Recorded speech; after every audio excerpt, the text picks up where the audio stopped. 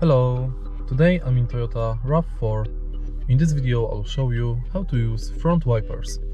In the beginning, look at the right side of the steering wheel and notice this lever. If you want to use front wipers, push this lever once forward or once downwards. If you want to change its speed, push this lever again downwards. And again. To disable it, set it to neutral position. If you find this video helpful, please leave like, comment and subscribe.